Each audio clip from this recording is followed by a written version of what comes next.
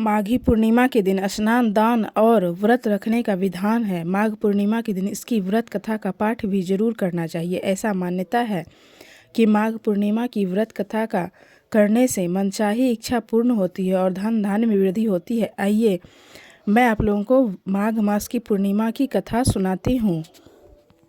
माघ पूर्णिमा की पौराणिक कथा के अनुसार कटक में धनेश्वर नामक एक ब्राह्मण अपनी पत्नी रूपवती के साथ रहता था।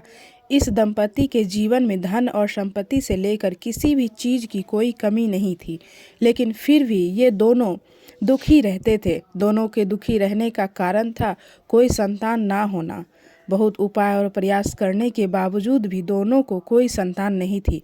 एक दिन कटक शहर में एक योगी महाराज आए। योगी ने वहां पर मौजूद हर घर से दान दक्षिणा मांगी, लेकिन धनेश्वर के घर को छोड़ दिया। ऐसे में धनेश्वर और उसकी पत्नी ने योगी महाराज से पूछा कि आखिर आपने हमारे घर से दान दक्षिणा क्यों नहीं लिया। इस पर योगी महाराज ने उन्हें बताया कि हम निसंतान लोगों से दान दक्षिणा नहीं लेते हैं। योगी महाराज की बात सुनकर धनेश्वर को बहुत बुरा लगा। फिर भी उन्होंने योगी जी का आशीर्वाद लिया और उनसे पूछा कि क्या आप हमें कोई ऐसा उपाय बता सकते हैं जिससे हमें संतान की प्राप्ति हो सके। तब योगी धनेश्वर को बताया कि पूर्णिमा का व्रत रखो और चंद्रमा की पूजा करो।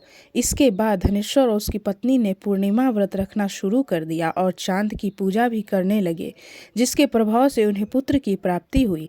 ऐसा कहा जाता है कि लगातार 32 पूर्णिमा का व्रत करने के बाद धनेश्वर को पिता बनने का सौभाग्य प्राप्त हुआ। धार्मिक मान्यता है कि जो कोई व्यक्ति पूर्णिमा व्रत रखता है और व्रत के पालन करता है, उसे न केवल अच्छी संतान की प्राप्ति होती है, बल्कि उसके जीवन में हमेशा सुख समृद्धि बनी रहती है। मुख्य तौर से पूर्णिमा का व्रत पुत्र, पुत्री, पोते, पोतियों के लिए रखा जाता है। इतना ही नहीं, पूर्णिमा व्रत को करने वाले व्यक्ति की सभी मनोकामनाएं पूरी हो जाती है। माघ पूर्णिमा पर व्रत रखने से जीवन में समृद्धि, सुख और शांति की प्राप्ति होती है। माघी पूर्णिमा के दिन इसकी व्रत कथा का पाठ करना चाहिए। ऐसा मान्यता है कि माघ पूर्णिमा की कथा का पाठ करने से मनचाही इच्छा पूरी होती है और धन धान्य में वृद्धि होती है। पंचांग के अनुसार माघ पूर्णिमा तिथि 11 फरवरी को शाम 6:56 से शुरू हुई, जिसका समापन 12 फरवरी को शाम 6:53 पर होगा। माघ पूर्णिमा और चंद्रोदय का समय आज शाम 6 बजे होगा। इस समय चंद्रमा को अर्घ्य देने का विशेष महत्व होता है।